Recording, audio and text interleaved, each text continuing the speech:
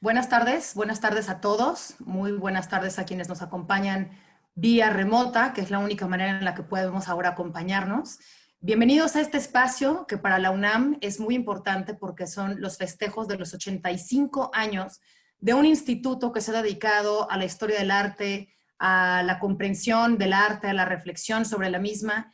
Y esta mesa es el Diálogo 7, que está ubicada con la idea de hablar de la multidisciplina en la investigación de las artes y muy particularmente creo que está dedicada a averiguar cómo y por qué las otras artes, que no son las artes visuales, están incluidas en un instituto que está dedicado a la estética.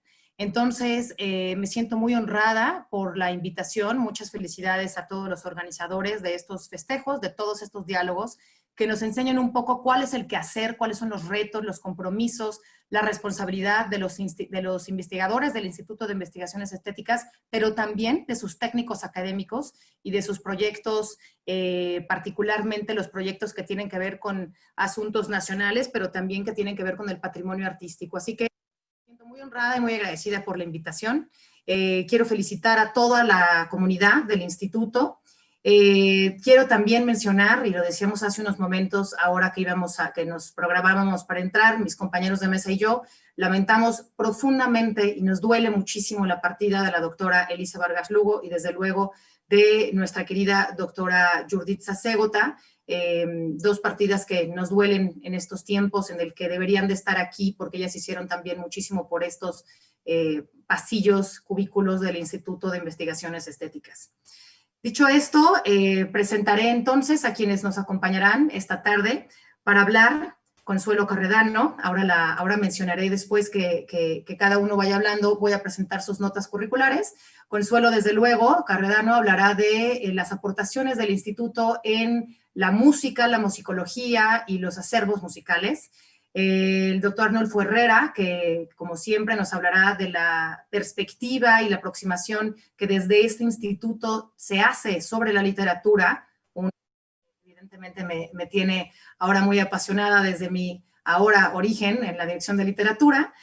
Nuestro querido Alberto Dalal, desde luego, nos va a hablar de la multidisciplina y el enfoque de la danza, la investigación de la danza, pero también del cuerpo, del movimiento del cuerpo, y por supuesto también del periodismo cultural, una parte sustantiva en la difusión de la cultura, no solo en la universidad, sino en el quehacer cultural, y en los temas también quizá de radio. El doctor Aurelio de los Reyes nos va a hablar al final, como cierre, de cómo sus investigaciones en el cine lo han llevado también a reubicar sus perspectivas del el propio cine, el cine mudo, el resto del cine en el siglo XX, pero también la fotografía, y nos va a contar de algunas de sus investigaciones recientes sobre las imágenes de la violencia, particularmente en mujeres en el cine. Así que ahora que estamos con estos temas en las noticias nacionales, pues nos va a funcionar también para poner en contexto que la historia del arte no siempre es la historia del pasado. Así que bueno, comenzamos. Consuelo, comenzaría por favor contigo. Déjame, te presento formalmente para que todo el mundo...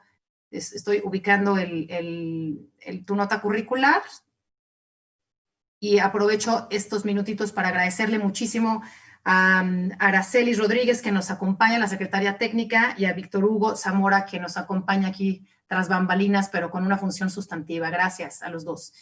Consuelo Carredano es doctora en musicología por la Universidad Complutense de Madrid, es investigadora titular del instituto, profesora y tutora en el programa y maestría y doctorado en música de la UNAM. Recientemente finalizó la edición del epistolario Manuel de Falla, Adolfo Salazar, que próximamente tendrá publicación en España, y actualmente es corresponsable con Olga Picún de un proyecto de investigación con sede en la UDELAR de Montevideo. Forma parte de un equipo de investigación en el Departamento de Historia y Ciencia de la Música de la Universidad de Granada. Tiene muchas obras publicadas.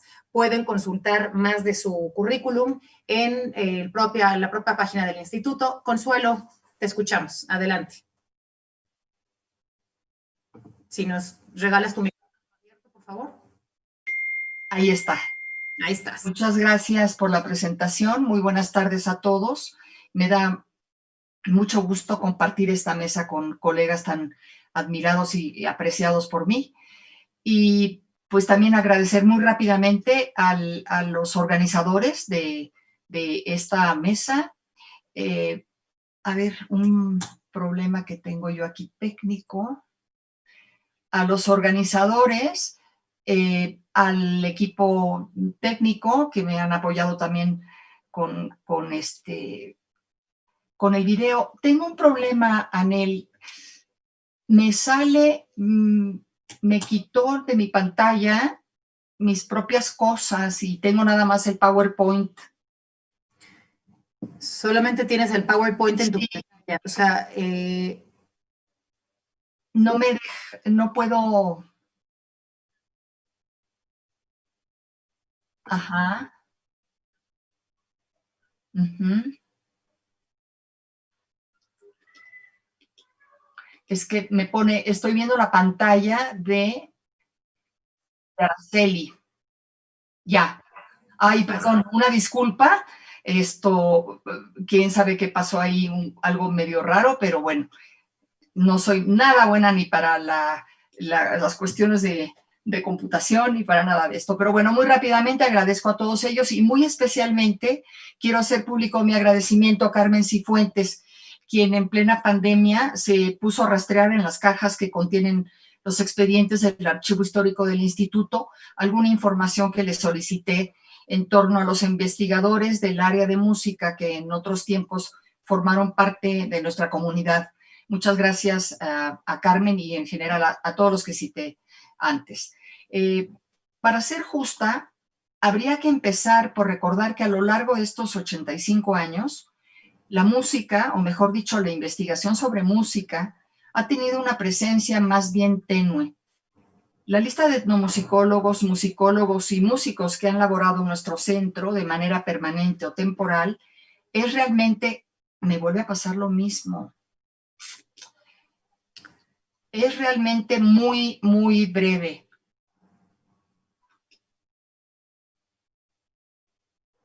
Sí, ajá, sí.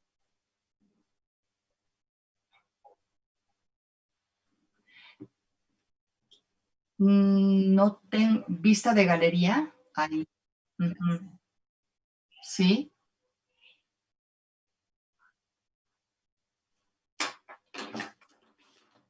No, ya la comparto, denme un segundo.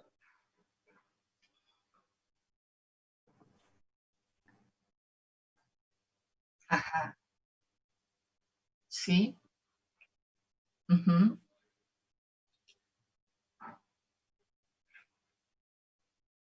ujú.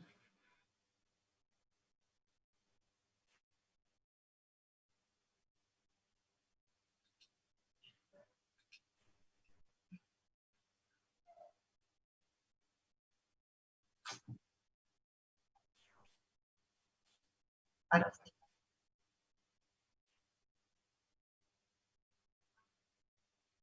Ujú.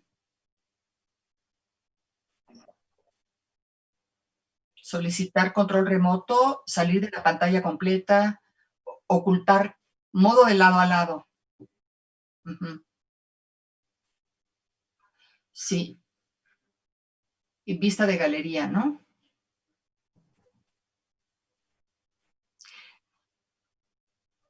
Sí, es Mac.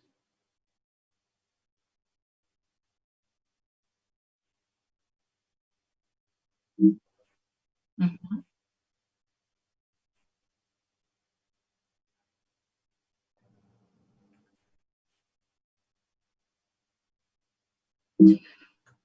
Creo que voy a hacer algo más práctico. No sé, es que precisamente mandé el Power porque me cuesta mucho trabajo cambiar de una cuestión a la otra, pero ahorita pues no me deja leer mi texto.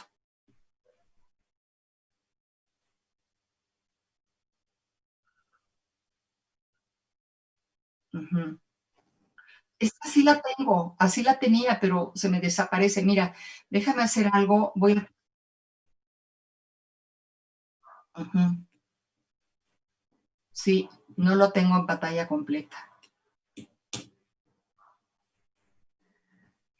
Ya. Muchas gracias a todo mundo por su paciencia. Unos minutitos para que nos pongamos con esto, ¿de acuerdo? A ver, voy a hacer algo en lo que leo por si me sucede, que es que voy a imprimir rápidamente el texto. Bueno, voy a retomarlo desde donde me quedó, donde quedé, que la lista de musicólogos, musicólogos y músicos que han laborado en nuestro centro de manera permanente o temporal es realmente muy pequeña. También lo ha sido, por consecuencia, los proyectos que aquí se han desarrollado. Este hecho sorprende si nos remontamos a la realidad académica en los primeros años del instituto y recordamos a un don Manuel Toussaint en su escritorio de director, en el tercer piso del anexo de la Escuela Nacional de Jurisprudencia, rodeado de unos cuantos investigadores. Uno de aquellos 6 únicos miembros fundadores se dedicaba precisamente a la investigación de la música, más en concreto al estudio del folclore musical. Su nombre era Vicente T. Mendoza y, de acuerdo a la especialista Clara Meyerowicz, se le reconoce como el primer folclorólogo mexicano y el más conspicuo investigador del corrido. Bien podría decirse, por tanto, que en aquellos años cercanos a la fundación del Laboratorio de Arte, la investigación de la música se consideró tarea prioritaria. Después la situación cambió cuando crecieron orgánicamente otras áreas del instituto y de estudio. En ese sentido, la música se rezagó, al igual que ocurrió con otras disciplinas artísticas que se sumaron después.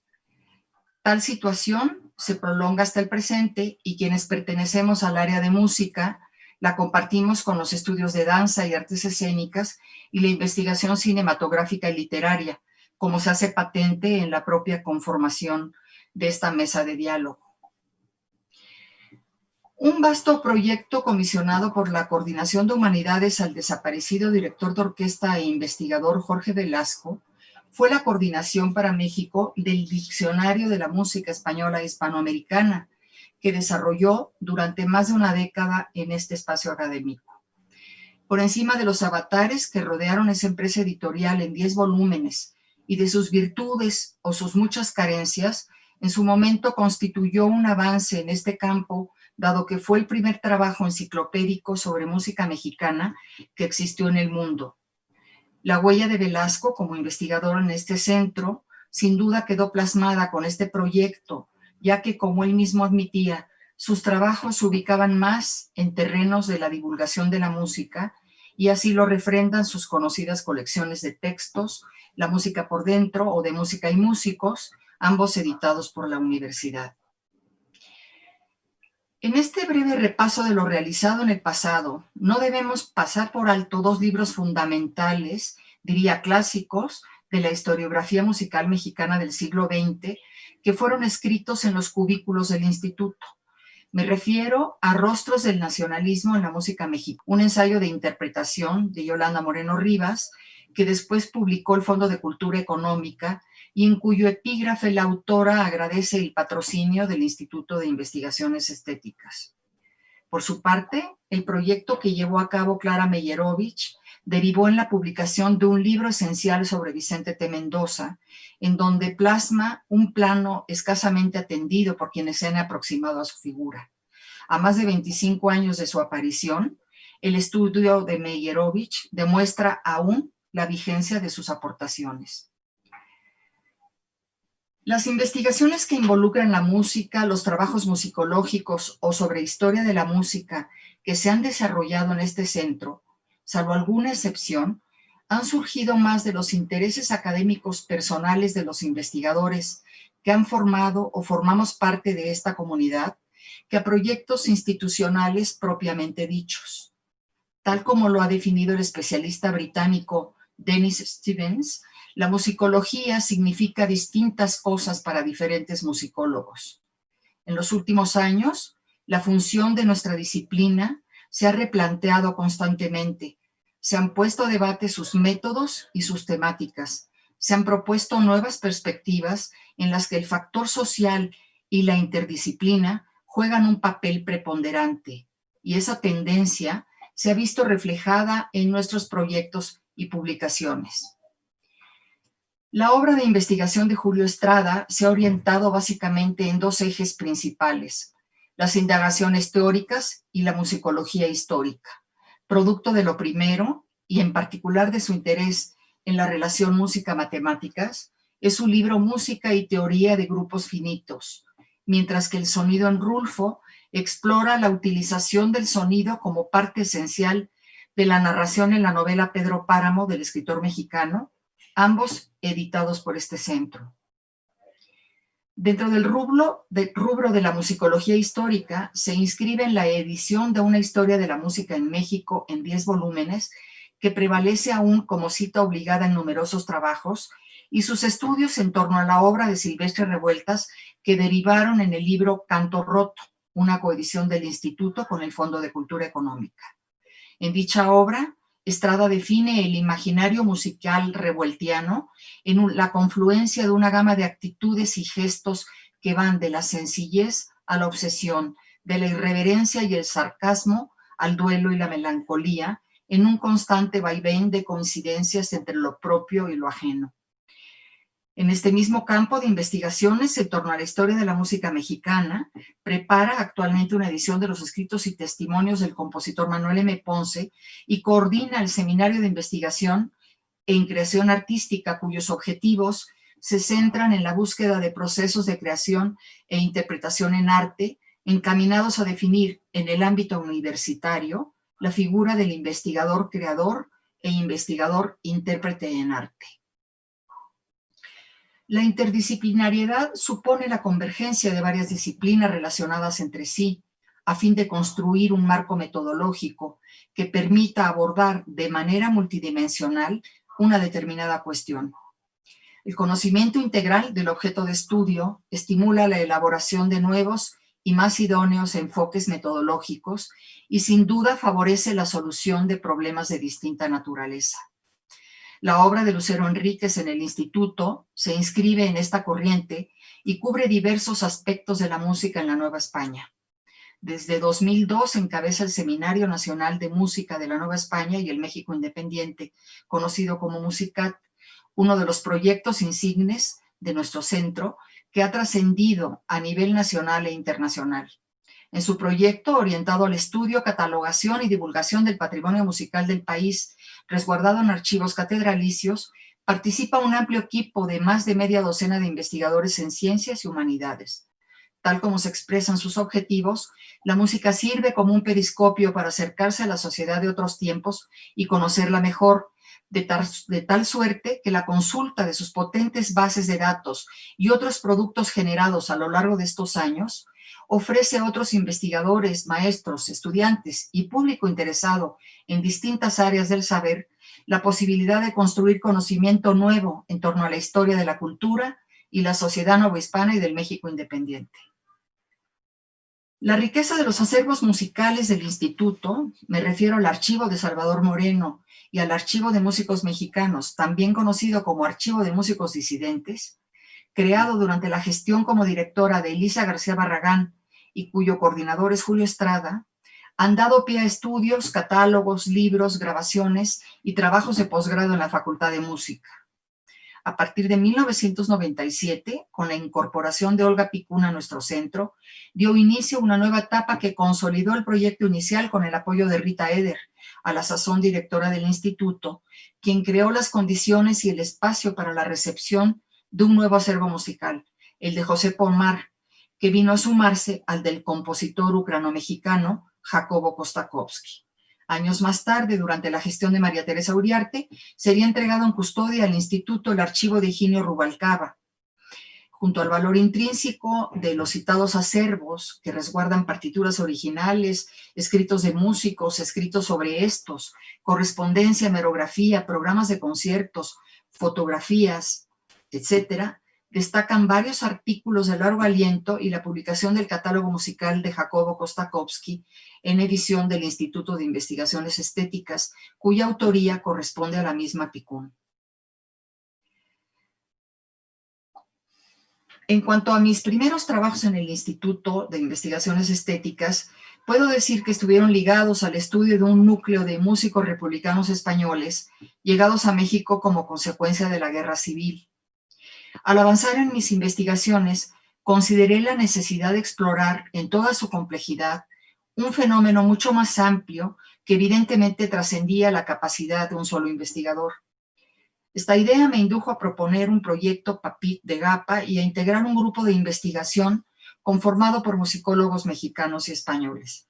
El objetivo fue reunir un conjunto de fuentes documentales cuyo análisis permitiera observar, por un lado, los procesos de transculturación, apropiación y reconstrucción de identidades de un número mucho más amplio de exiliados músicos o que se desempeñaron en el campo de la música, esto en su relación con el medio mexicano. Por otro, su inserción en espacios de transmisión de conocimientos musicales y la forma en que estos se convierten en un aporte al nuevo medio cultural. En una palabra, nos propusimos explorar desde una perspectiva musical y social músicos y espacios que permanecían hasta ahora prácticamente en las sombras. Si bien el coloquio internacional celebrado en el marco de dicha investigación tuvo como base el proyecto sobre los músicos republicanos en México, intentamos al mismo tiempo proponer una nueva línea de investigación sobre exilios y migraciones, cuyas temáticas han sido escasamente atendidas en América Latina en el ámbito de la música. Fruto de ello fueron varios artículos, capítulos en libros y la edición del libro Huellas y Rostros, Exilios y Migraciones en la construcción de la memoria musical de Latinoamérica. Actualmente, con sede en la Universidad UDELAR de Montevideo, Olga Picún y quien esto escribe, trabajamos en una línea de investigación de carácter colectivo, interdisciplinario y de participación internacional que aborda en el ámbito de América Latina los espacios de comunicación social e interpersonal y la producción simbólica en el marco del exilio musical español. El objeto de estudio articula dos ámbitos disciplinarios, la música y la comunicación. Estudia la inserción, presencia o participación de músicos y otros agentes del campo de la música en medios masivos de comunicación, cine, radio, prensa y publicaciones periódicas y los discursos que se construyen sobre esta migración. Para finalizar este breve recorrido sobre la presencia de los estudios sobre música en nuestro centro, me referiría a González Sánchez Santiago, el investigador que más recientemente se integró a nuestra área de música y que trabaja en la sede de Oaxaca. Él está a punto de concluir un proyecto en el que aborda, desde la perspectiva musicológica y etnográfica, aspectos de la cultura musical en Oaxaca en los siglos XIX y XX a partir de un archivo musical de Santa Catarina Minas. Desarrolla dos proyectos más en la actualidad.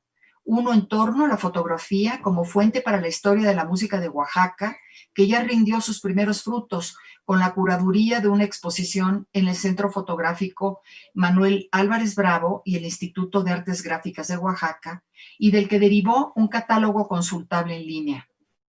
Otro proyecto es sobre el legado del etnomusicólogo mexicano-estadounidense Samuel Martí, y en particular sobre su colección de instrumentos musicales que fueron donados al Museo de las Culturas de Oaxaca. Con esto doy por finalizada mi participación. Muchas gracias. Querida Consuelo, yo creo que valdría la pena que viéramos rápidamente tus diapositivas para que son 8, ¿no? Son 8 nada más y pues, ilustran de alguna forma los puntos que fui tocando. Los tiene Araceli en el PowerPoint. Aquí está el primero, ya lo estamos viendo. Avisen. Araceli los tiene que pasar, ella los tiene. La que sigue entonces, Araceli, por favor. Tú nos vas diciendo, Consuelo, sí que cuando... Sí, este es el trabajo de Jorge Velasco para el Diccionario de la Música Española Hispanoamericana y un poco su trabajo de divulgación de la música que recopiló en 2 tomos, de los cuales uno aparece aquí. De estos 2 trabajos hablé como libros que hoy ya son verdaderos clásicos de la historiografía musical, que son el de Yolanda Moreno Rivas, que se trabajó esta investigación en el marco del instituto con un patrocinio, con un contrato por obra determinada para Yolanda Moreno, Clara Meyerovich, que también realizó esta investigación muy exhaustiva aquí en los cubículos del instituto, como bien dije antes. Ujú. Estos son trabajos de Julio Estrada, que reflejan tanto esas dos ejes o vertientes a las que me referí, por un lado los estudios teóricos, por otro lado la musicología histórica, y esta revista más recientemente, que es el órgano del seminario que él encabeza. Esto, bueno, pues no necesita presentación, creo que es por todos conocido el proyecto Musicat, y como ejemplo, por el colorido que tiene también las publicaciones, bueno, pues son 3 tomos del archivo del Cabildo, y en fin, de las investigaciones que han generado. Estos son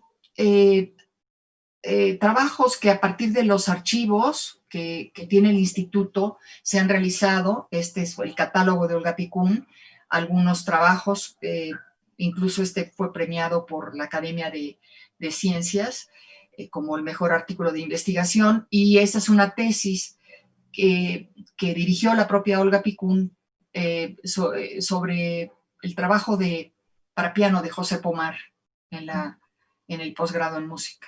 Y bueno, estos son algunos trabajos. Yo he publicado casi la gran parte de lo que he publicado recientemente ha sido en España por el tema de la investigación. He participado por las temáticas que abordo, pues en libros colectivos y en otras cuestiones. Bueno, estos son libros recientes que los publicó el Fondo de Cultura, del cual soy coautora, y el libro Huellas y Rostros también, que ya me referí, que recoge las ponencias del Coloquio Internacional del Proyecto PAPIT. Y estos son los trabajos de Gonzalo, de nuestra sede de Oaxaca, que está a punto de salir, y además estas son la exposición a la que ya me referí y al catálogo de la colección Samuel Martí. Eso sería todo. Muchísimas gracias, Consuelo. Gracias también. Gracias y una disculpa porque de verdad nunca pensé que me fuera a pasar esto.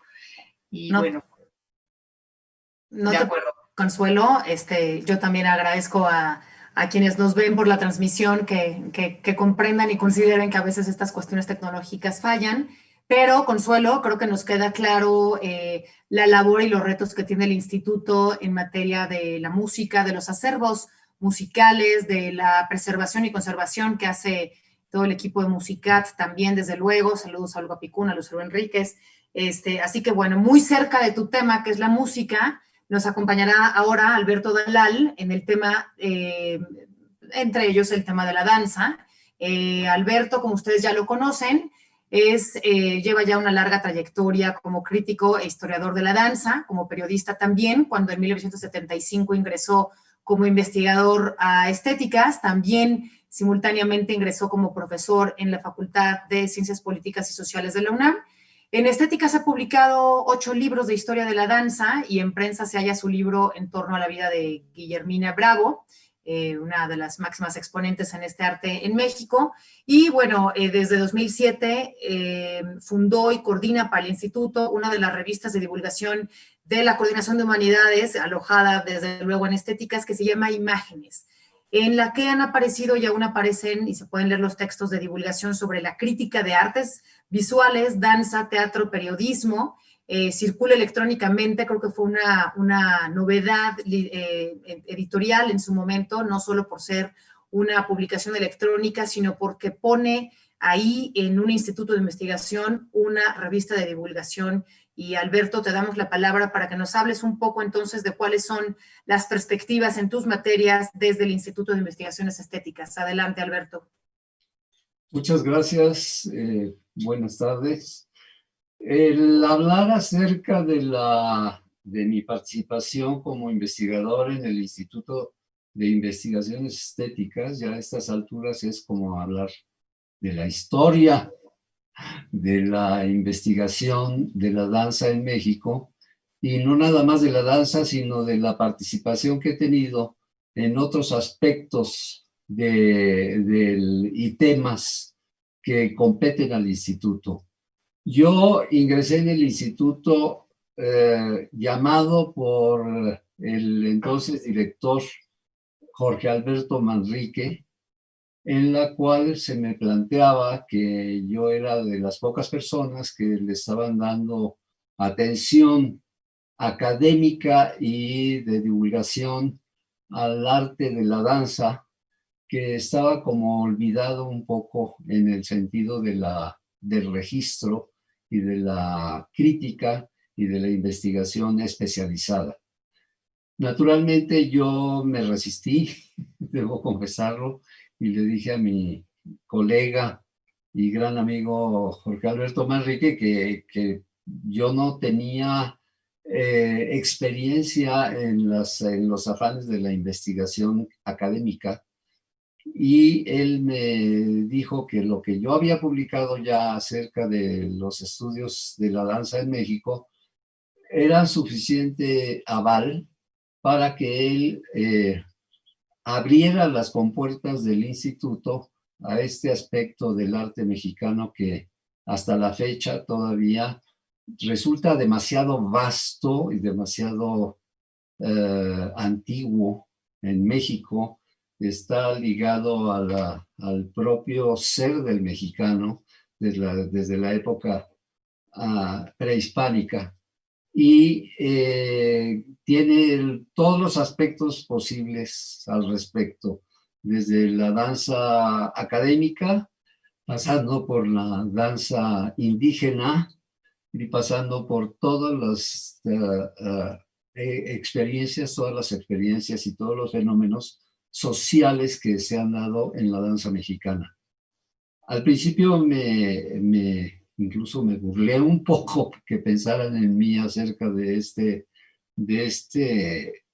hacer investigación en torno a la danza mexicana, pero después me di cuenta de que sí había una necesidad.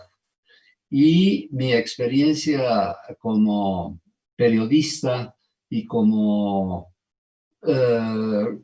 hacedor de libros que ya había hecho sobre la danza, me estaba señalando la posibilidad de ingresar en el Instituto de Investigaciones Estéticas y ordenar de alguna manera, o de reordenar mis ideas, mis estudios, porque siempre lo fui estudioso, en torno a este fenómeno que se aparecía como total y sigue siendo un fenómeno total en el arte mexicano. La danza viene desde la época primitiva en México, como en muchos países, pero no todos los del mundo, y ha tenido un desarrollo muy eficaz, porque siempre ha sido acompañado por grandes bailarines, coreógrafos y demás técnicos que coadyuvan para hacer de la danza una de las artes fundamentales en el país. Como mi amigo Jorge Alberto Manrique insistió, yo accedí, pero con la duda de que en el medio académico, aunque yo entré a la universidad y nunca más salí de ella, pero mi experiencia como escritor, como periodista, pues estuve en varios puestos en la universidad que avalaban mi actitud. Entonces, accedí afortunadamente, y como he sabido, en el medio académico no nada más piensa uno en ingresar en un claustro académico, sino que hay un enjuiciamiento, hay un juicio que se hace con respecto a todo lo que puede hacer uno, lo que va a hacer, y presenta uno un proyecto que debe ser muy puntual, que debe ser muy exacto, muy concreto, como lo saben todos mis colegas. Afortunadamente se discutió muchísimo y pues los miembros del consejo avalaron mi candidatura e ingresé.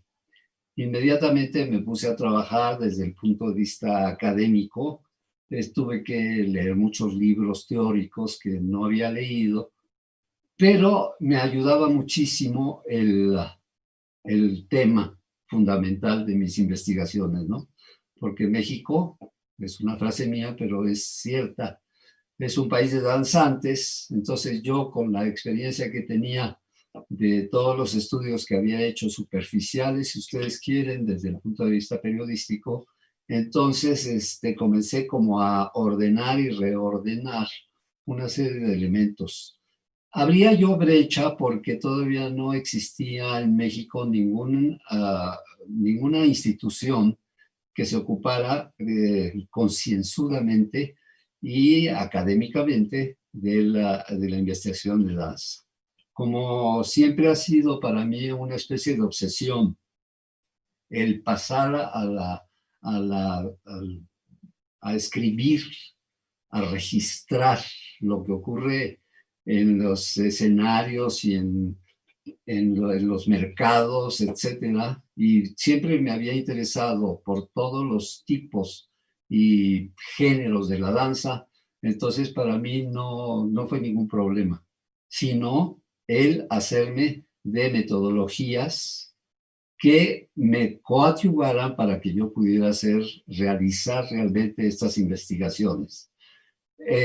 Hurgando en muchos de los libros de historia de la danza y de análisis de las danzas en todo el mundo, me di cuenta de que no existían metodologías únicas, que no existía una metodología que coadyuvara al investigador para llegar a ubicar el producto dancístico de tal manera que fuera que tuviera resultados válidos en una propuesta en el estudio de una danza en concreto o de una época dancística, etcétera.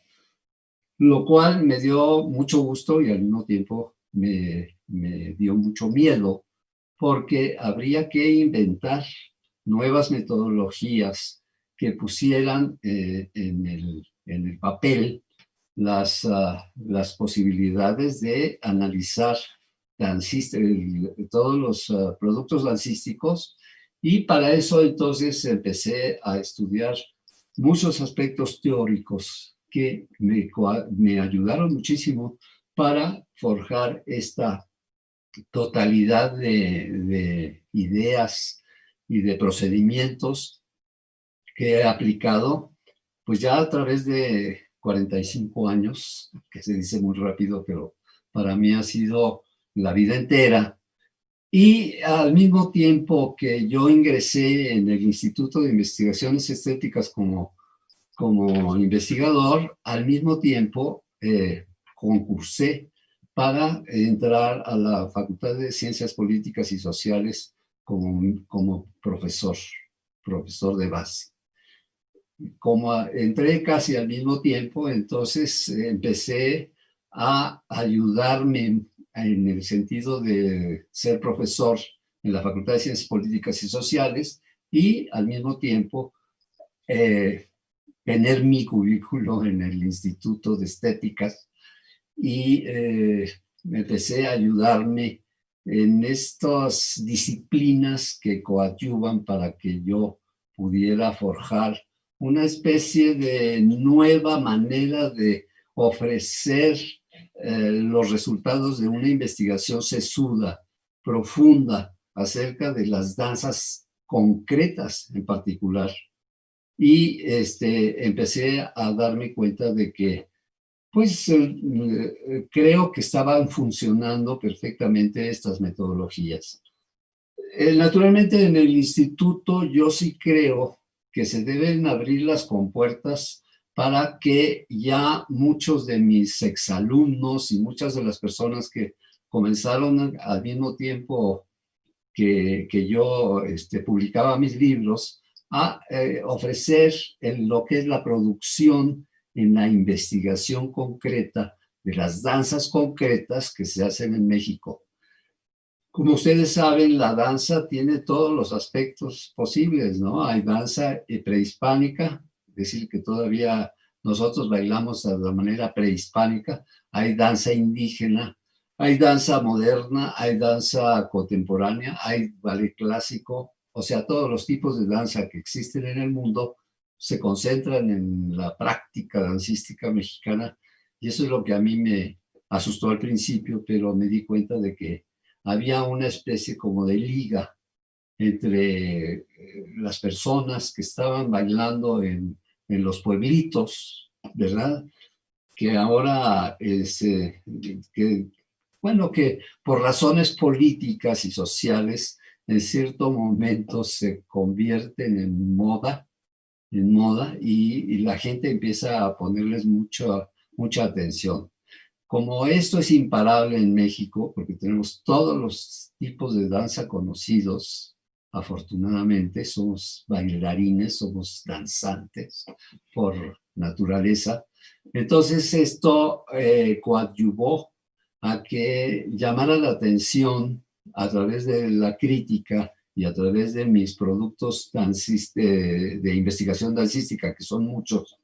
Es decir, en el instituto solamente, exclusivamente en el instituto he publicado 8 libros que han tenido varias ediciones.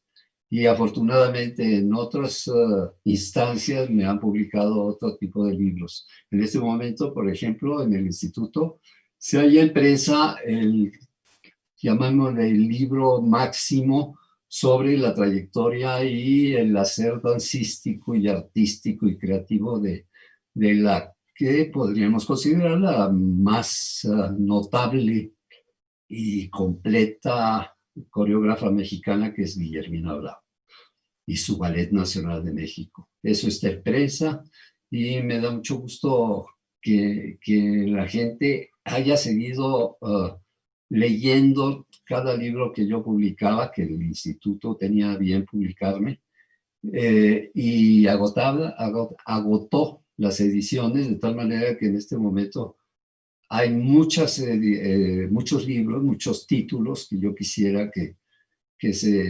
siguieran alimentando esa posibilidad de investigación en torno a la danza. Paralelamente desarrollé, naturalmente, como profesor de la Facultad de Ciencias Políticas y Sociales, mi capacidad, digamos, de investigación en los aspectos periodísticos, que son también fundamentales en México, y como lo estamos viendo en la época actual de una manera casi violenta. Es decir, los medios de comunicación están adquiriendo tal importancia que empezamos a darnos cuenta de que tenemos que ver las metodologías utilizadas para poder desarrollar una mejor investigación académica, incluso aprovechando todos los medios electrónicos y todos los medios computacionales, etcétera, etcétera. Es el futuro inmediato y el futuro que se nos viene encima, y nosotros todavía no estamos preparados para recibir esto. Simple y llanamente, la pandemia, que yo la comparo con, pues no sé, con el diluvio universal o con una revolución socialista o con una revolución mundial, todavía no nos damos cuenta de la importancia que va a tener la computadora desde los niños de 10 años, de 5 años, de 7 años, y cómo es una solución a la participación de la computación. Es una solución inmediata, que va a ser inmediata y de aquí para siempre, porque los niños van a tener que tener su computadora, los niños, no nada más los estudiantes universitarios, etcétera. Entonces, yo sí creo que estamos en una coyuntura. A mí me da mucho coraje de estar viejito como estoy. Tengo un año más que el Instituto de Estéticas. Y entonces, yo ya no voy a ver esto, pero sí podríamos decir que esta revolución en el manejo de la computadora, que ahora le va a corresponder a los niños de kinder, ¿verdad? y a nuestros hijos más pequeños, nuestros nietos, nuestros bisnietos, plantea un problema muy, muy fuerte en México que se refiere a que si antes empezábamos a ver cómo enseñarles a leer y a escribir a los niños desde que eran pequeños, en este momento hay que darles, a esos niños pequeños hay que darles un instrumento que se llama computadora. Y yo sí creo que allí todos los mexicanos debemos entender lo que viene encima. Esto naturalmente también tiene consecuencias, espero no robarme mucho tiempo, tiene consecuencias en la manera de hacer danza, ¿verdad? ¿Por qué? Porque se ampliaron las posibilidades del movimiento de los cuerpos y del registro de los movimientos del cuerpo, y esto ha afectado las metodologías de investigación que nosotros tenemos a la mano, que yo he desarrollado en los libros, pero que voy a tener que revisar de alguna manera antes de morirme, ¿verdad? Pues para poder actualizar todas estas posibilidades. Yo sí creo que el instituto debe abrir compuertas para permitir que nuevos investigadores, jóvenes investigadores de la danza, ingresen en el claustro del que yo considero uno de los más importantes centros de investigación mundial con respecto a las artes, que en este momento ya se vuelven las artes en todos sentidos y de todas maneras de hacer arte. Estoy de acuerdo, Alberto, y gracias por platicarnos toda esta trayectoria de una metodología en investigación de una de las disciplinas que menos se ha estudiado, como bien lo dices, y desde luego no nada más estamos hablando de otras universidades, sino de la propia, ¿no? Eres el único que hace este tipo de investigaciones en el instituto y tienes razón, tendremos que ver cómo ampliar esos terrenos. Desde luego, como parte ahora de Difusión Cultural, nos encanta tu trabajo y eres un referente fundamental en todos los terrenos de la divulgación de la danza, ¿no? Entonces, bueno, bien por la investigación de la danza y larga vida para estas investigaciones. Alberto, me encanta saber que eres un año mayor, que confieses que eres un año mayor que el instituto. Ya quisiéramos todos vernos como tú, así que felicidades, Alberto. Pasaremos ahora a dos ponencias más. Evidentemente vamos un poquito desfasados, pero espero que se estén pasando un buen rato y que se queden a acompañarnos. Vamos a dar la palabra a Arnulfo Herrera para hablar de literatura y de las perspectivas que tiene el instituto en la investigación y literaria, pero desde una aproximación distinta, que es el de la estética. Arnulfo, como ustedes lo conocen, es investigador del instituto desde el año 87, es profesor de la UNAM también, así que es docente e investigador. Actualmente imparte las materias de literatura española de los siglos de oro y literatura novohispana en la Facultad de Filosofía y Letras, obviamente de la UNAM, y bueno, es autor de media docena de libros y de unos 130 artículos de investigación y divulgación. Arnulfo, nos va a dar mucho gusto que nos cuentes también por qué hacer investigación de la literatura en un instituto que se distingue de filológicas, de bibliotecas o de bibliotecológicas. Cuéntanos cuál es la aproximación desde tus investigaciones en el Instituto de Estéticas. Gracias, Anel. Buenas tardes a todos. Yo creo que es más sencillo contarlo con una anécdota. Una maestra mía, hace ya una buena cantidad de años, Elena Beristain, hizo un proyecto de retórica y le puso para su póster, para su anuncio del seminario, puso una de las láminas del biombo de Juan Correa, este biombo famoso que anda por todas partes, que, bueno, hizo nada más la lámina de la retórica, pero me pidió que le hiciera yo una hojita explicando lo que significaba esta imagen.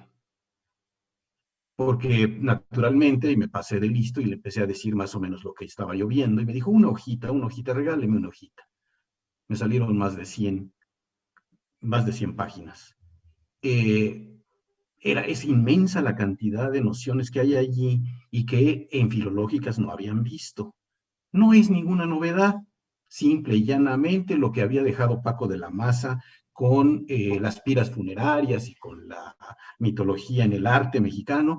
Con eso simplemente bastaba con unas cuantas nociones de retórica y con eso hicimos un análisis. Como lo tenía que publicar porque era demasiado grande y ya me había tomado más de 6 meses en esto, lo dio a dictaminar.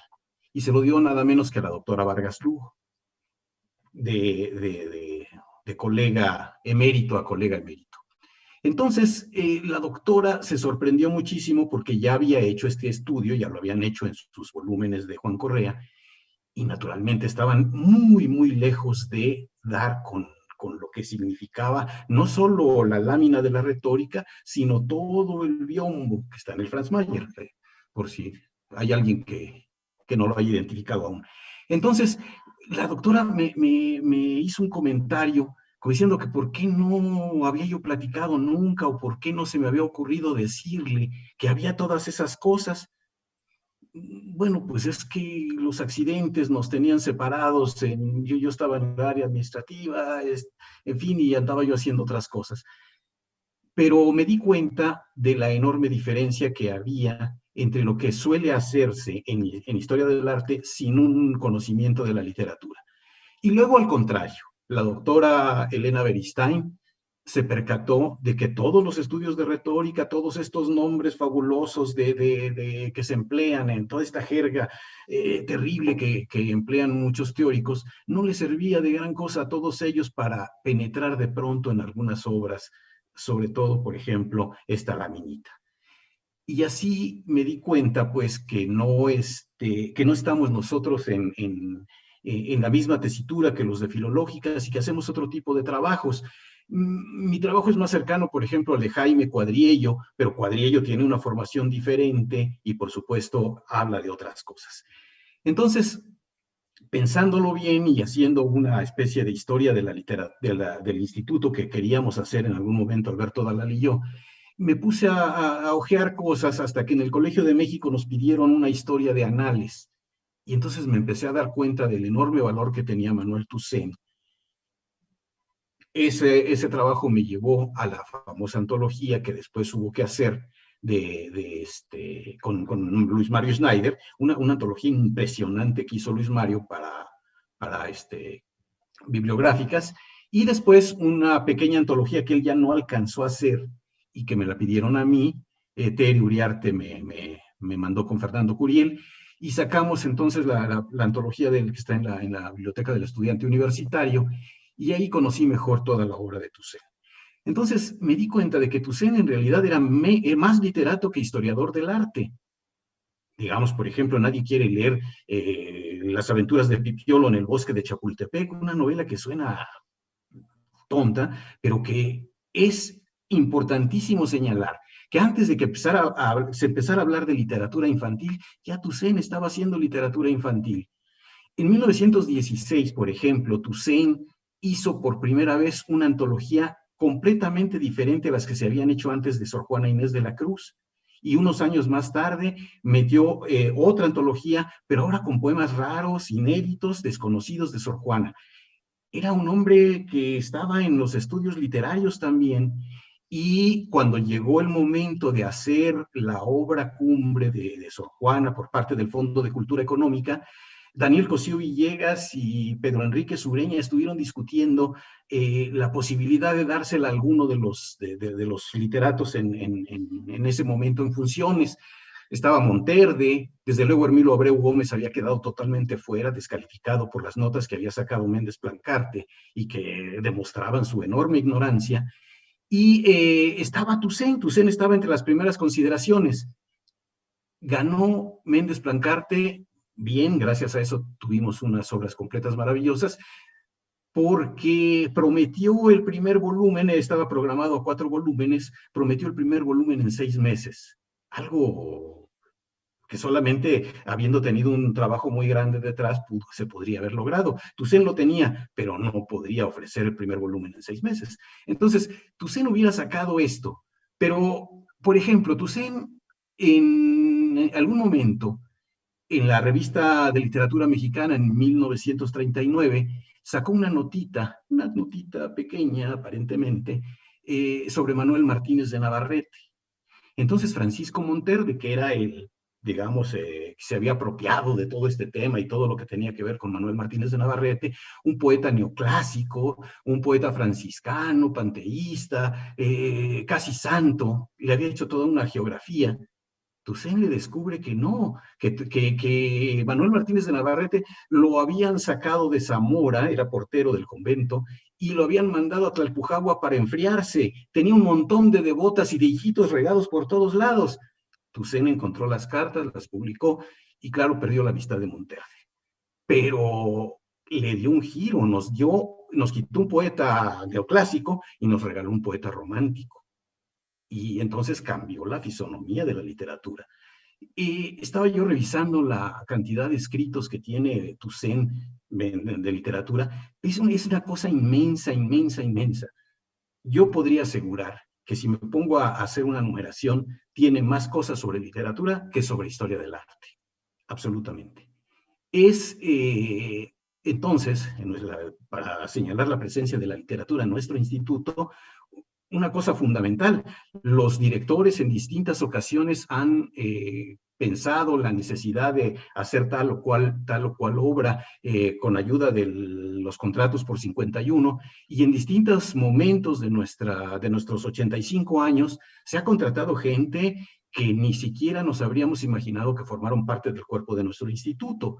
Por ejemplo, Castro Leal estuvo en el instituto, Erasmo Castellanos V, Héctor Azar, y bueno, no como literatos nada más, como gente que puede hacer investigación literaria, sino también como creadores. No entraron como creadores, no se puede, pero de alguna manera, por ejemplo, Manrique ayudó a Sergio Galindo, lo teníamos en las ediciones. Bueno, Alberto Dalal es un creador, Alberto Dalal es importante, tiene varias novelas que no son muy comunes, pero que estaban aportando. Del Poder de la Urraca, no recuerdo exactamente el año, debe ser como del 69, está escribiendo a la altura de García Ponce, con problemática que no es de aquí efectivamente, pero que no importa de dónde sea. Dalal es un escritor nuevo y no está metido en toda esta dinámica de la revolución o tratando de encontrarle la ideología al mexicano, en fin, lo que estaba de moda. Dalal va seguro a otro lado y además con una técnica muy extraña, a donde parece cortar el tiempo, pero no, su narrativa es sucesiva. Entonces, técnicamente también ha hecho aportaciones en nuestro instituto en ese sentido, con creadores. Ahorita tenemos, por ejemplo, a Elia Espinosa, poeta ya consumada, bien, los últimos libros de Elia son muy buenos, y yo creo que en poco tiempo, ya tiene su propia voz, en fin, yo creo que en poco tiempo vamos a tener una poeta importante ya allí en nuestro instituto. Entonces, hay dos vertientes, como creadores, que nosotros no las podemos considerar, pero como gente que estudia la literatura. ¿Qué habría sido de los estudios de, por ejemplo, el teatro que hizo Rojas Garcidueñas? Él fue el que dio a conocer el teatro del siglo XVI, y alguien que está muy olvidado es Luis Reyes de la Maza. Luis Reyes de la Maza hizo varios volúmenes importantes sobre la historia del teatro, y no sé si todavía están en las bodegas o dónde andan, pero son trabajos muy, muy importantes. Entonces, en nuestro instituto ha colaborado a los estudios literarios con una perspectiva distinta, fuerte, y no creo que pueda competir con el volumen que tiene el Centro Mexicano de Escritores del Instituto de Investigaciones Filológicas, pero ha hecho contribuciones que no son nada pequeñas.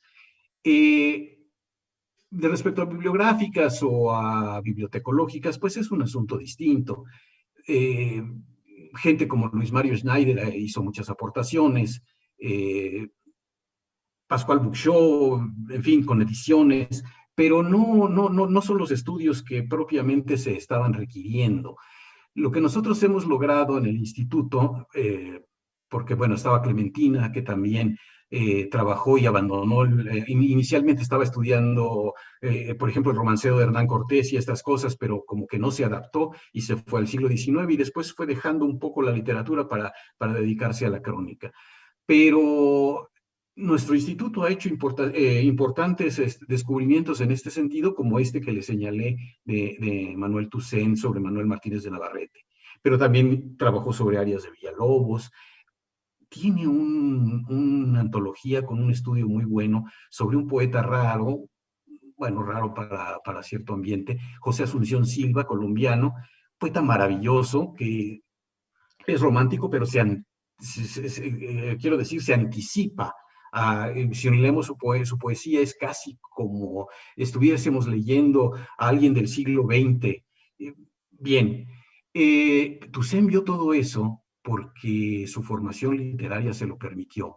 Y sin esa formación literaria no habríamos tenido a Francisco de la Maza, que también nos dejó una obra que aparentemente está muy dedicada a los estudios de arte, pero no, esta visión de las piras funerarias, este libro es definitivo, es gracias a la ayuda de sus conocimientos de literatura. Él pudo identificar en una cosa que descubrió Manuel González Galván en Tlalpujagua, justamente siguiendo los rastros, no de Manuel Martínez de Navarrete. Manolito fue a Tlalpujagua para un cuadro que andaba persiguiendo, que lo mandó Francisco de la Maza, un Villalpando, y allí encontró una tumba, un nicho, con un hato de cartas, y en ese hato de cartas había poemas, una mano, y entonces se puso a tratar de ver de qué se trataban esas cartas, pero no pudo hacerlo. Le telegrafió a Francisco de la Maza. Francisco de la Maza se trasladó allí, no por el sobre, sino por el Villalpando que ya tenían y que tenían que estudiar y fotografiar. Y cuando vio las cartas, Paco de la Maza inmediatamente dijo: Manuel Martínez de Navarrete, aquí está. ¿Por qué? Pues porque tenía una cultura amplísima, una cultura literaria lo suficientemente sólida como para hacer que un descubrimiento de esta naturaleza tuviese un impacto. ¿Qué pasó con este hato de cartas? Pues desgraciadamente yo no me pude enterar a tiempo cuando murió Manuel González Galván, pero él tenía esas cartas y desaparecieron. Esas cartas contienen no solo las palabras amorosas de sus devotas, sino una gran cantidad de poemas que seguramente Monterde ya no sacó y que pues nosotros no tenemos. Entonces podríamos tener una obra bastante más completa de Manuel Martínez de Navarrete si esas cartas apareciesen. Pero he aquí que no hay nada. Bueno, esto es básicamente lo que se hace en el instituto. Esta es la diferencia entre nosotros y los de Filológicas, por ejemplo. Yo colaboro con Filológicas, trabajo con varias cosas con ellos, de pronto me invitan, dictamino, en fin, lo que se acostumbra. Pero sí es muy diferente el trabajo que hacemos en el instituto al trabajo que hacen los investigadores de Filológicas, mucho más historiográfico, más técnico, digamos, y nosotros no es que no seamos técnicos, simple y sencillamente que tenemos la posibilidad de ver desde otro ángulo. A mí me parece que es más rico, pero no voy a hacer ese tipo de comparaciones, pero nuestro ángulo, nuestra manera de ver la literatura es absolutamente distinta y yo lo puedo asegurar que con una riqueza enorme.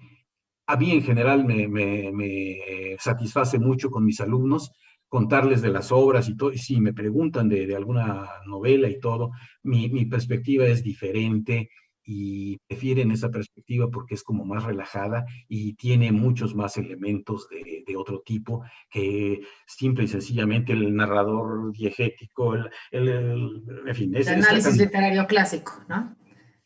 Entonces, nuestro trabajo, que no desconoce esas cosas, incluye elementos de otra naturaleza.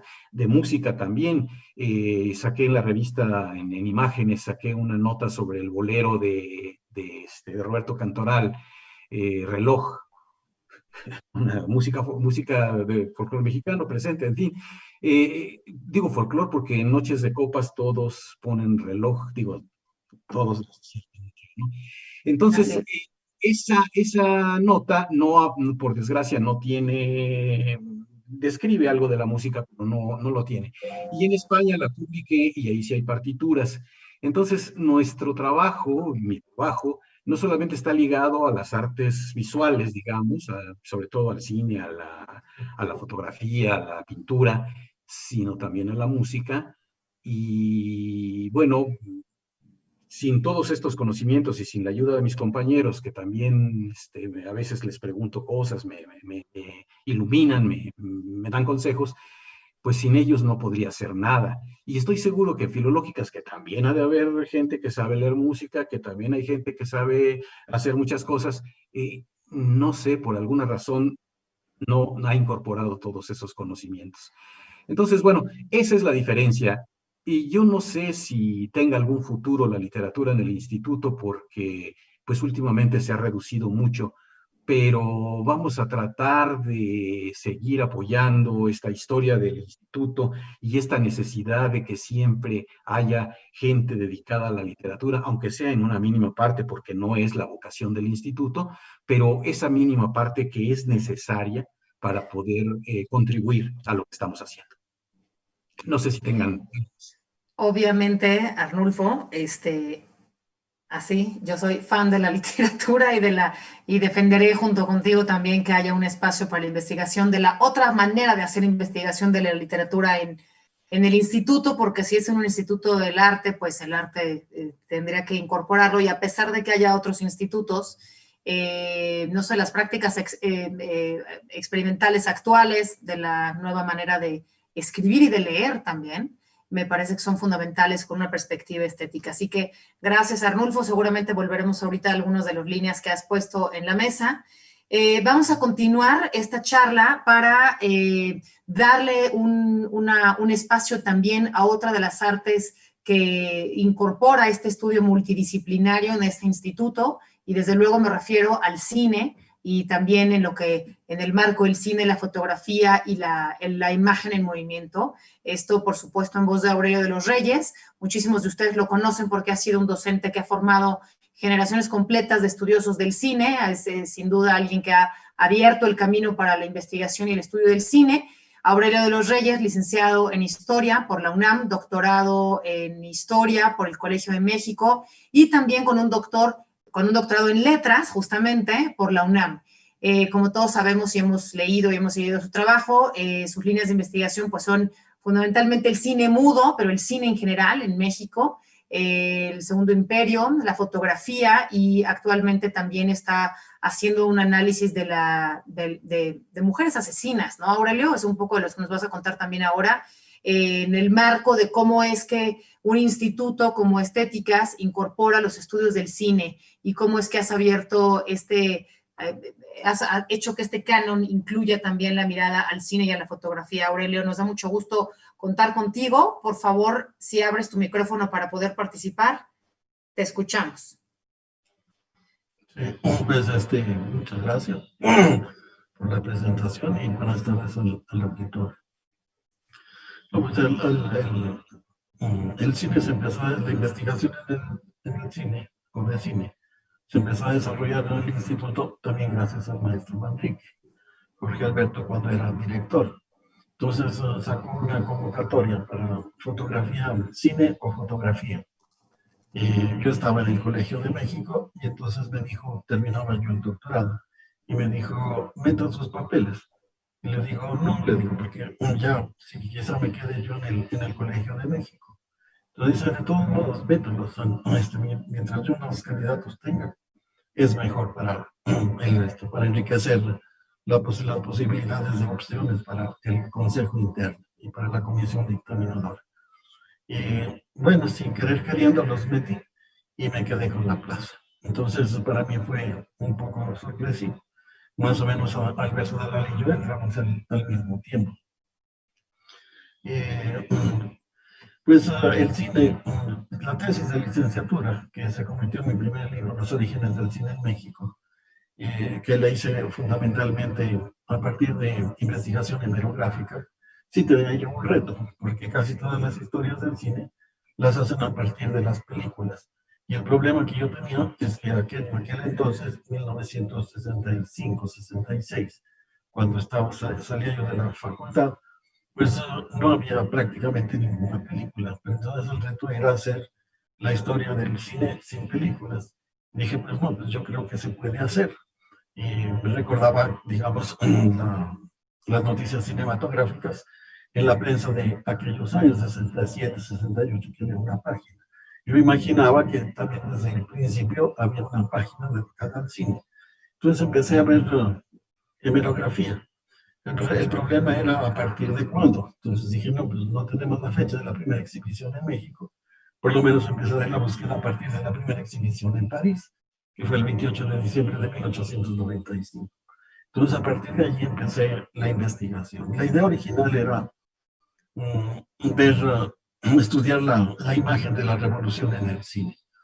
Pero sí tenía yo que, para entender lo que se hacía en la revolución, tenía que empezar empecé la investigación a partir de 1910, para cuando empieza la revolución, pero no entendía yo el cine documental testimonial que se hacía de 1910 a 15, y dije, pues me tengo que ir a los orígenes del cine, a partir de la llegada.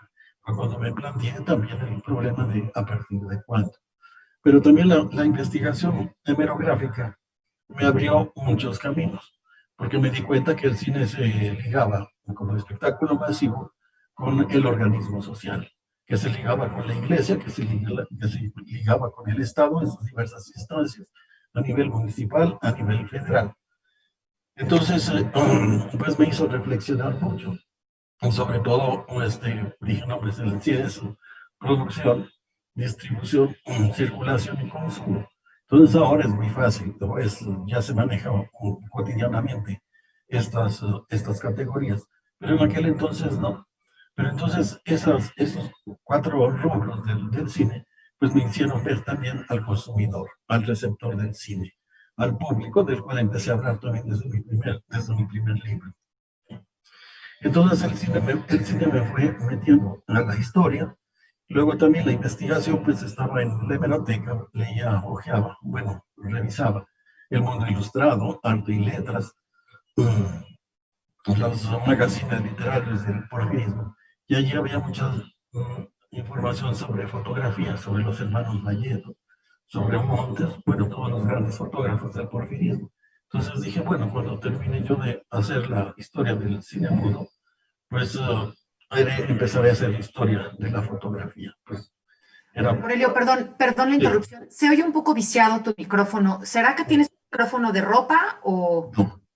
No, es el de la computadora.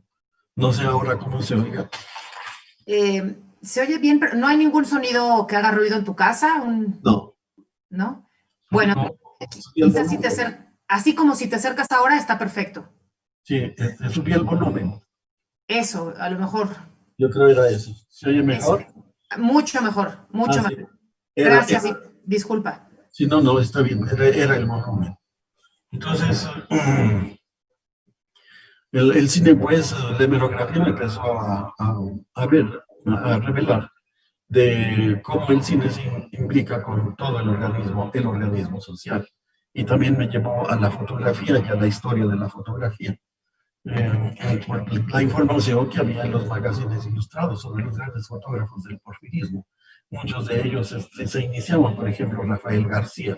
Y curiosamente, pues trabajaba ya en el Office Boy, tomaba muchos autobuses, entonces alguno pasaba por la avenida Constituyentes y allí a un lado estaba el despacho de Rafael García, que todavía vivía.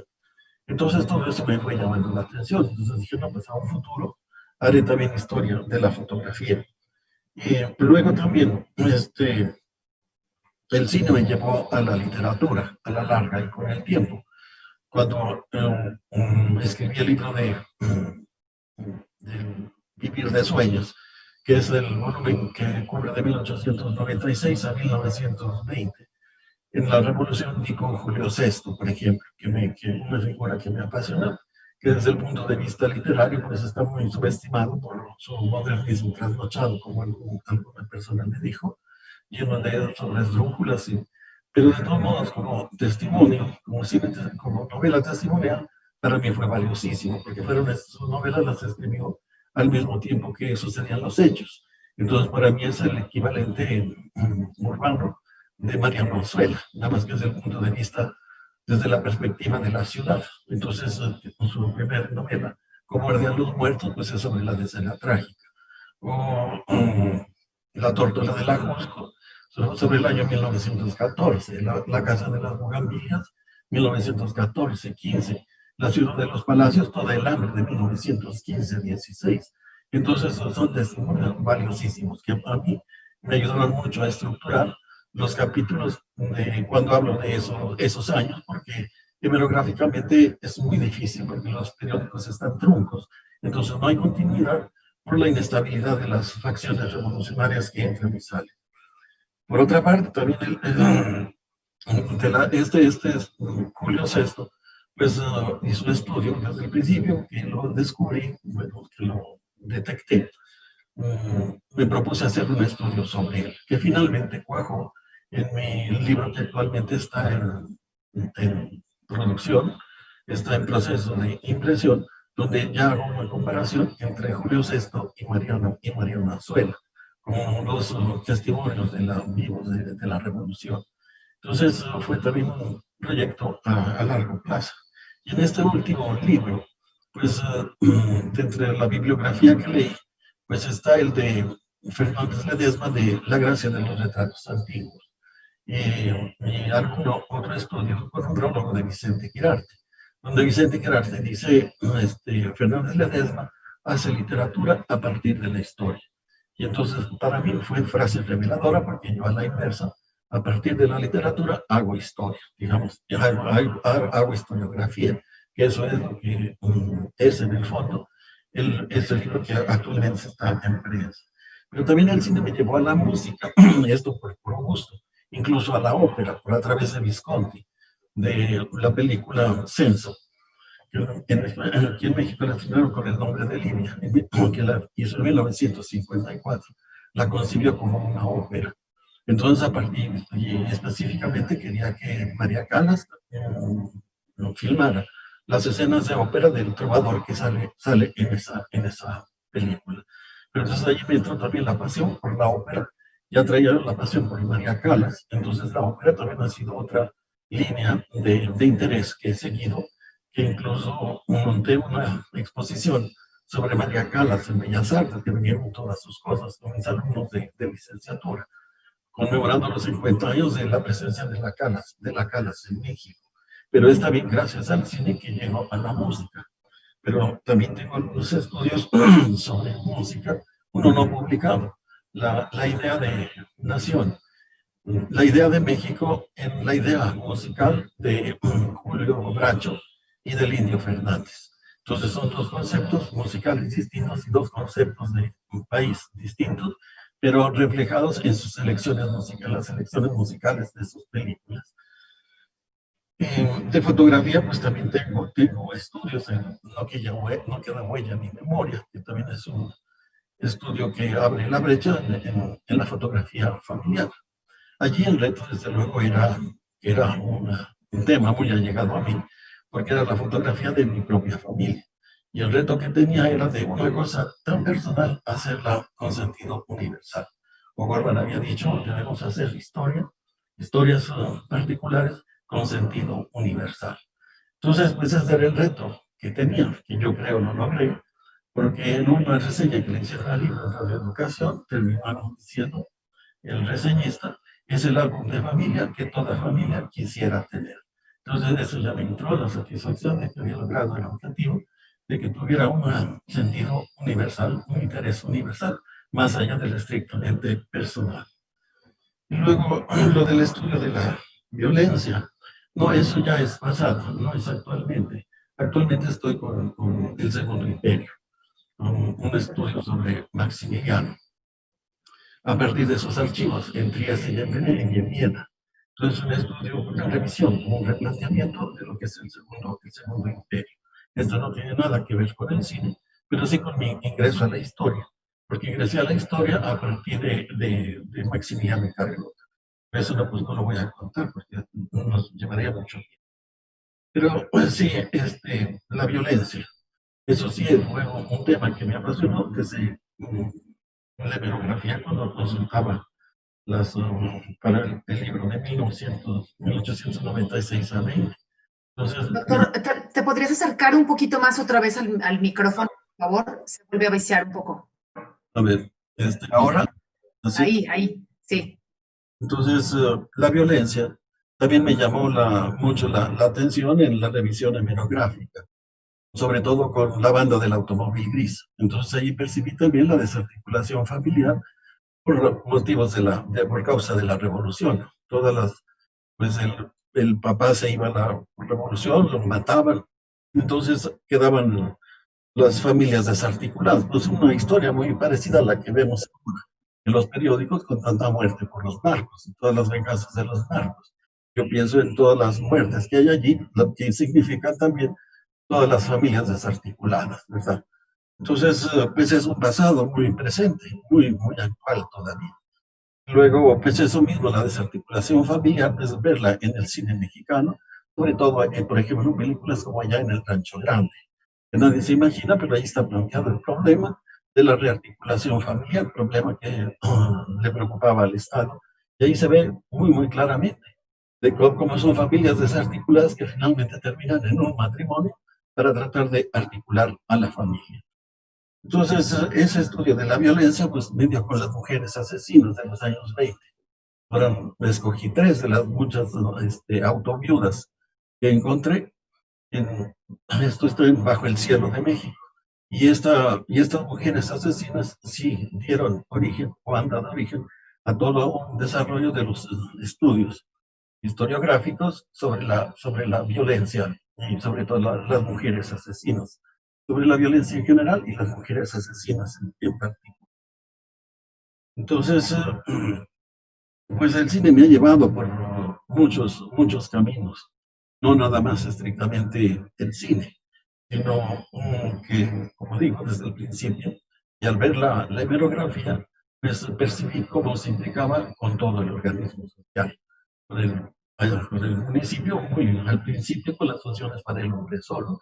El cine no estaba regulado y reglamentado, entonces pues de repente entra, irrumpe, y las autoridades no hayan qué hacer con el cine porque se escapa también a todos los espectáculos masivos que hasta entonces se conocían.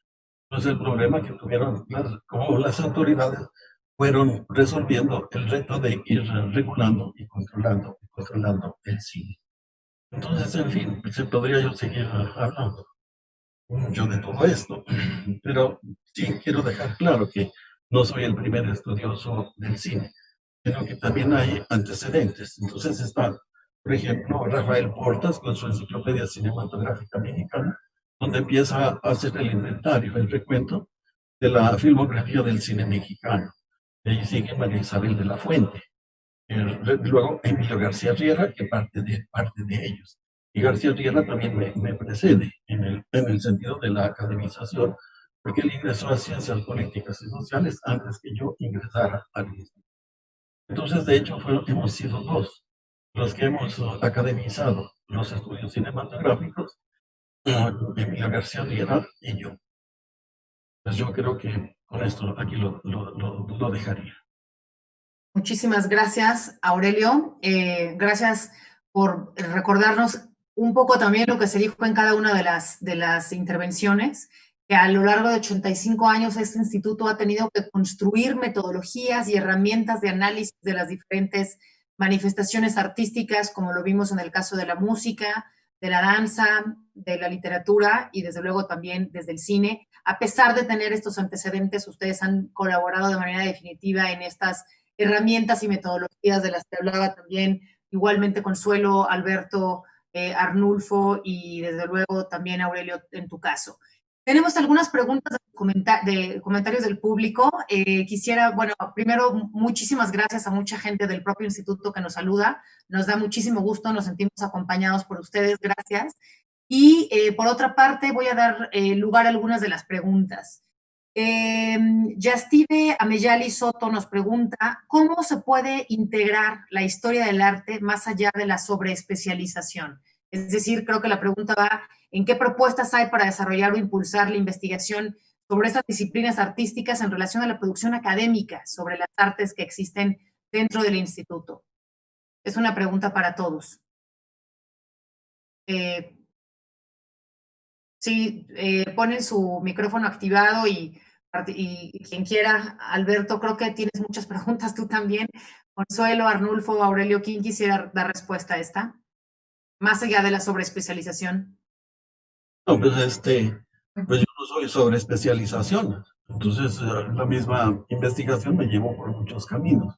Entonces, yo creo que cualquier investigador que tenga inquietudes, que tenga preguntas, pues se puede sobrepasar más allá de la especialización.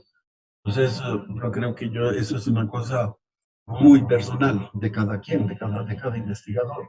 Entonces, no me propuse yo, por ejemplo, estrictamente el cine y la exhibición de películas fuera de aquí, no. ¿No? Entonces, el cine me fue llevando por muchos caminos, por las preguntas que yo me hacía, buscando las respuestas a esas preguntas que yo me hacía. ¿Cómo llegó al cine? ¿Cuándo llegó? ¿Qué películas se exhibían? Y luego el consumo, el público, cuál era la reacción del público desde el momento en que no era un espectáculo que no se conocía. Entonces, ¿cómo fue reacción? Entonces, yo creo que eso depende mucho también del Claro. Con- Bueno, en el caso de la música, yo siempre he sentido que en general le tiene miedo acercarse a la música porque siempre está la idea de que yo no entiendo de música, yo no leo música, pero la música, como lo mencionaba antes, y la musicología, pues tiene muchísimas caras y una historia social de la música, pues puede ser abordada incluso pues desde otras disciplinas, porque, por ejemplo, yo que estoy ahora inmersa en el estudio de los músicos del exilio, es que ellos hay algunos autores que realmente hicieron la música para más de 400 películas y hemos hecho una pequeña lista de autores de música para cine que realmente habría que estudiarlos. Y pasa un poco con eso, quienes se dedican a estudiar el cine le tienen un poco de miedo a meterse con aspectos de la música y pasa lo contrario, de pronto no hay una tradición de estudios en México sobre música en el cine, entonces pues ahí hay un campo que sería fructífero realmente, que daría lugar en mil estudios, pero Claro. que a la larga pues hay un poco ese temor a entrar en que que nos sacan pues un poco de lo que hacemos. De la cotidianidad. De la cotidianidad. Con Alberto hemos hablado muchas veces, lo más natural pues son los trabajos que liguen a la danza con la música y de hecho pues desde España ha habido varias iniciativas en las que hemos participado algunos con contribuciones porque pues es algo natural, ¿no? Pero yo creo que los estudios de cine podrían ser un campo de investigación ideal para la incursión de la musicología. Ese Claro. campo. En ese mismo sentido, Consuelo, Laura Malosetti, que gracias por acompañarnos desde tan lejos. Es fascinante el vínculo entre cine y ópera, un poco en alusión a lo que comentó ahora de los Reyes. Dafne Cruz tiene una pregunta para Arnulfo Herrera, si puede hablar, por favor, un poco más de los trabajos literarios de Manuel Toussaint y los posibles vínculos con Ramón López Velarde, Arnulfo. Bueno, los trabajos de Toussaint son muy variados, desde traducciones, traduce, desde prólogos a diferentes autores, antologías de poesía de diferentes autores, casi siempre mexicanos, digamos, de los más importantes, Enrique González Martínez, de más importantes los trabajos. No voy a hablar de importancia de poesía. Está el de Luis G. Urbina, Agustín F. Cuenca, hizo sobre José Martí, habló sobre la grandeza mexicana de Balbuena, tiene un trabajo bueno. Por ejemplo, antologó al general Riva Palacio, hizo una edición para la editorial Cultura de los cuentos del general. A José María de Heredia, alguien que lo tiene muy bueno, lo recuperaron los cubanos ahora hace unos 20 años, 30, un poco más. José María de Heredia es la primera novela, El Xicoténcatl es la primera novela indigenista, la primera novela que incorpora, en fin, tiene una cantidad de cosas. Y Toussaint ya lo había visto. Toussaint también habló sobre los traductores de Virgilio como Pagasa, eh, tiene el discurso de ingreso a la Academia Mexicana de la Lengua sobre la epístola moral a Fabio, un poema del que cuando él escribió no se sabía tanto, todavía Damaso Alonso no había hecho las investigaciones que hizo después, y ya Toussaint estaba un paso adelante. Yo tuve oportunidad de encontrarme algunos documentos, y tenía un poema, un soneto, y decía, no sé si es de Quevedo o de Góngora.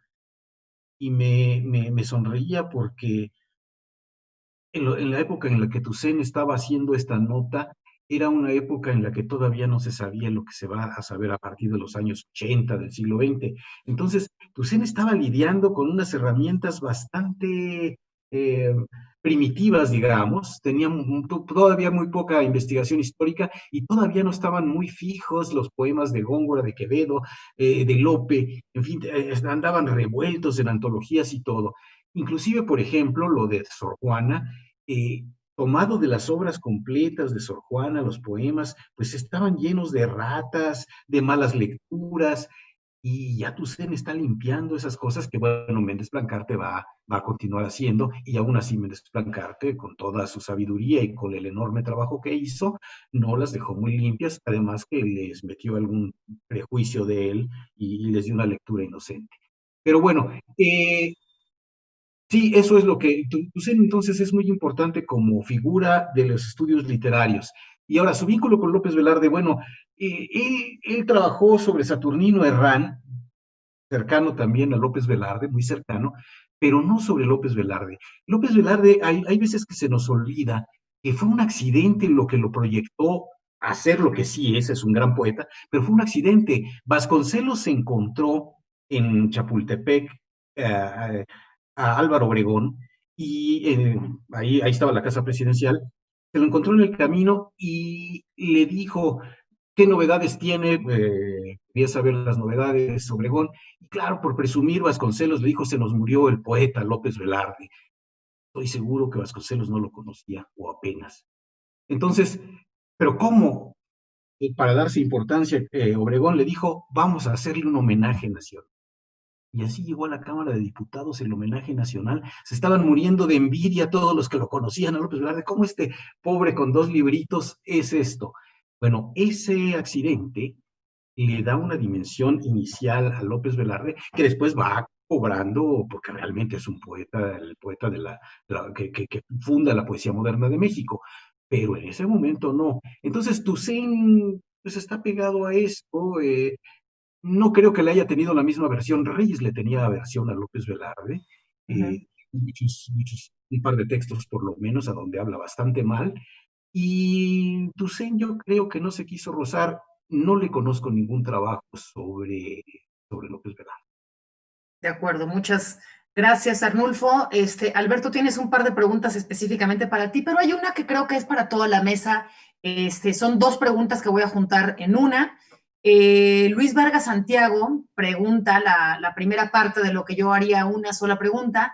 ¿Qué proyectos interdisciplinarios entre danza, música y literatura y cine se han generado o se pueden generar en el instituto? Y creo que la segunda parte de la pregunta es de Rian Lozano, que nos pregunta ¿cómo ven la práctica interdisciplinar desde los trabajos que en la actualidad realizan sus estudiantes? Entonces, ¿qué labores están realizando sus propios estudiantes en este panorama interdisciplinar? ¿Y qué proyectos interdisciplinares hay en el instituto entre música, danza, literatura y cine? Creo que es una pregunta para todos. Yo quiero referirme a esto en un sentido más amplio, con respecto a los proyectos que uno se inventa o se promueve dentro de sí mismo para hacer investigación.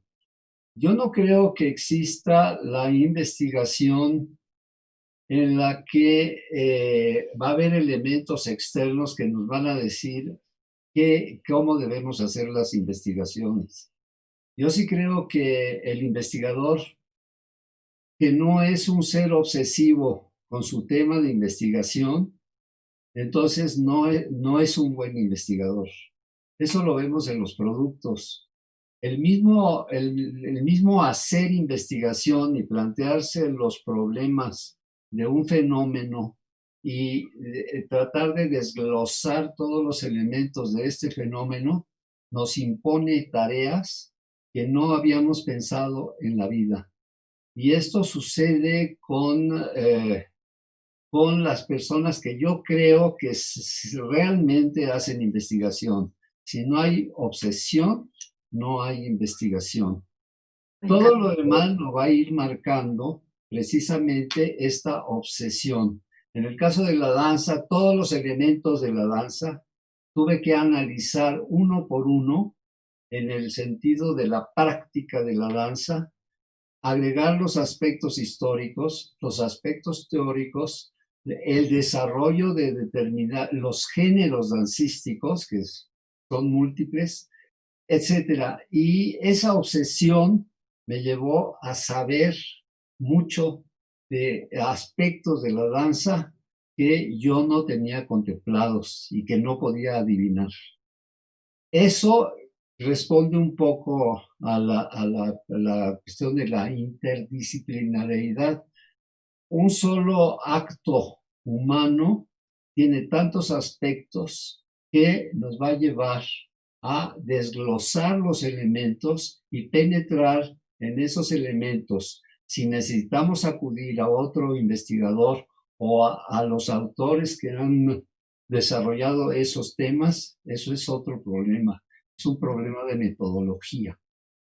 Entonces yo no creo que haya fronteras y tampoco creo que haya obstáculos para que trabajemos 4, 5, 7 investigadores al mismo tiempo. En el instituto, si es a lo que se refiere la compañera, pues me refiero a que hay que programar trabajos académicos que contemplen precisamente esa interdisciplinariedad que se necesita para cualquier análisis e investigación. Tanto tu frase de si no hay obsesión, no hay investigación. Perfecto. Consuelo, creo que te veo que quieres participar. Aurelio, perdón. Consuelo, ¿querías tú también? No, de momento. Aurelio. Aurelio, hay que poner el micrófono, por favor. Hay que activar el micrófono. Qué lata, ¿verdad? Pero así es. Ahora sí. Perfecto. ¿Qué hacen los alumnos? No, yo de música sí tengo un alumno que ha estudiado la música en el cine mudo. Yo siempre he promovido el estudio de la música, pero también uno no encuentra los elementos capaces de enfrentar el estudio de la música. Tuve otro estudiante que empezó a desarrollar una comparación entre la música de Renzo Rossellini y de Max Steiner. Entonces, muy buen estudiante, sí sabía de musicología, pero muy indisciplinado. Entonces, pues ahí entró muy a mi pesar, porque era un estudiante muy capaz. Entonces, sí, desde luego que yo promuevo todos estos estudios derivados de mis propias investigaciones. Entonces, ahorita tengo unas tesistas de poesía durante la Revolución. La poesía durante la Revolución, que todas las antologías de poesía, incluido Octavio Paz y Carlos Monsiváis, durante la Revolución no hubo poesía. Entonces, yo vi en los periódicos y están plagados de poesía, pero llenos de poesía. Entonces, es un seminario que fue muy fructífero y algunos están cuajando en tesis de licenciatura, por fortuna. Luego en fotografía, no, pues en ese sentido sí he tenido muy buen eco. Digamos, está por ejemplo Rebeca Monroy Nasser, que es alumna mía pues, de la fotografía. Entonces sí, yo sí, en litografía pues está María Esther Pérez Salas, entonces también, no, alumnos sí he tenido muchos que han seguido más o menos las líneas de investigación que si no yo, por lo menos que me han inquietado y que se les ha sabido fomentar. Y la música en el cine es toda una beta, riquísima. Entonces, pero no hay siempre los elementos capaces de que la puedan estudiar. Y, por ejemplo, José María Serrate, que estudió justamente en la Escuela Nacional de Música. Entonces él empezó a musicar cine mudo. Entonces, a partir de esa inquietud fue que me buscó y sacó su tesis de la música en el cine mudo, cuando no hay ni siquiera partituras. Entonces también fue un reto el que tuvo, porque fue también a partir de la hemerografía. Bueno, en ese sentido, bueno, ahorita es a golpe de memoria, pero sí podría ser yo una lista bastante larga de cómo toda una serie de metas que he detectado, las he fomentado para tesistas. De fotografía, pues es una cantidad muy amplia, porque está también Marisela González Salas del propio instituto, la Tere Matabueno de la Ibero. Entonces, no, ahí tengo muchos alumnos que, bueno, sí, no, ¿para qué voy a hacer la lista? Pero sí, desde luego que he tenido he fomentado una serie de líneas de investigación a partir de mis propias ideas. De acuerdo. Aurelio, sumo también una pregunta antes de pasar con las que tiene Alberto para ya después cerrar e irnos. Ernesto Peñalosa pregunta si se ha tomado en cuenta para la crítica cinematográfica de época, para el estudio del cine, como Cube Bonifant, Luz Alba para los años 20, 30 y de varios escritores e intelectuales importantes que se ocuparon del cine. Sí. Y para mandarle un enorme abrazo a mi querido Ernesto Peñalosa. Sino allí tengo también otro alumno, Ángel Miquel, que estudió justamente el nacimiento de la crítica cinematográfica aquí en México. Y entonces se ocupa de Rafael Pérez Taylor, y él precisamente también se fija mucho en Cube Bonifant. Entonces, no ha habido tampoco muchos estudiantes que les interese estudiar la crítica. Entonces, sí, uno no puede hacer un todólogo. Entonces, Claro. uno busca quien pueda desarrollar algunos temas, pero la crítica cinematográfica no ha interesado mucho, al menos en mis estudiantes. Hubo uno que sí lo desarrolló mucho, pero no supe finalmente en qué acabó. Pero unas veces no es tanto carencias de uno, sino son más bien ausencia de elementos aptos para desarrollar algunos temas. De acuerdo, gracias, Aurelio. Yatsidia Meyali Soto y Silverio Orduña felicitan a Alberto Dalal por sus trabajos y cómo podemos aproximarnos a la historia de la danza en México. Y tiene una pregunta, Yatsidia, ¿cómo fue tu aproximación teórica a la danza mexicana? Alberto. Fue la misma obsesión a la que me refiero, y atando cabos con respecto a esto que me obsesionaba. Mis trabajos teóricos sobre la danza están basados en digamos, un manual que me pidieron hace muchísimos años, que se llamaba Cómo acercarse a la danza. Entonces yo siempre desgloso todos los elementos de un fenómeno. Cuando conozco a una persona trato de desglosar los elementos que la conforman. Y entonces para cuando me pidieron este librito, que además tuvo miles de ediciones y se les daba a los alumnos de primaria, etcétera, etcétera, yo para escribir ese librito lo que hice fue desglosar obsesivamente ese fenómeno que llamamos danza. ¿Cuáles son los elementos de la danza? Durante muchos años, e incluso aquí tengo que aclarar que no me pagaron las regalías de tantos millones de ejemplares. De todos modos, un día cuando yo me propuse hacer un nuevo libro y penetrar más en este aspecto teórico de lo que era el fenómeno dancístico, empecé a desglosar cuáles eran los elementos que intervenían y los vi cada uno de los elementos desde el punto de vista teórico. Eso me llevó precisamente a escribir un libro que se publicó y está súper agotado, que se llama Los elementos de la danza.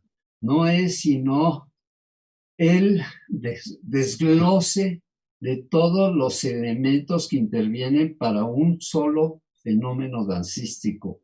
llámese música, llámese espacio, llámese los elementos del cuerpo, las partes del cuerpo humano. Esto que está súper agotadísimo, de pronto tengo la noticia de que en España se usa como un libro teórico. Ese librito, que después lo desglosé, que lo hice ampliamente y que se llama Los elementos de la danza, que está súper agotado, publicado por la UNAM, ese es un libro teórico. Yo no me había dado cuenta qué tan importante es tener la capacidad mental para establecer los elementos teóricos de cualquier fenómeno. Entonces, eso es lo que yo aconsejo, que si quieren hacer investigación, tienen que ir desglosando cada uno de los elementos que intervienen para hacer, desarrollar, realizar un hecho. De acuerdo, gracias, Alberto. Llegamos al final de la mesa, una mesa que ha estado clara en sus propuestas interdisciplinares, multidisciplinares, claras en mostrar la necesaria y obligatoria mirada pandémica, panorámica, ya te dije pandémica, panorámica que tenemos que tener entre todas las artes, la música, desde luego la literatura, la danza, el cine, la fotografía, además y en convivencia con las artes visuales, desde luego. Así que creo que ha sido muy rica esta mesa. Quiero agradecer desde luego a los participantes en esta mesa. Gracias Arnulfo, gracias Aurelio, gracias Consuelo, gracias Alberto. Muy especialmente gracias a Víctor Hugo Zamora y desde luego a Araceli Rodríguez, que con toda esta capacidad técnica nos ayudan a darle visibilidad a lo que el Instituto trata de hacer conmemorando sus 85 años, que es celebrar la investigación, celebrar el conocimiento, celebrar el quehacer que todo el Instituto de Investigaciones Estéticas hace en su conjunto. Y lo dijo Arnulfo, ¿no? Esta universidad trabaja en equipo, así que gracias a todo el personal del Instituto de Investigaciones Estéticas, a todo su cuerpo secretarial, a todo el cuerpo administrativo, a los académicos, a los técnicos académicos, yo por ejemplo. Así que muchas gracias por habernos acompañado, gracias al público que nos siguió. Larga vida al Instituto y a todos, buenas tardes.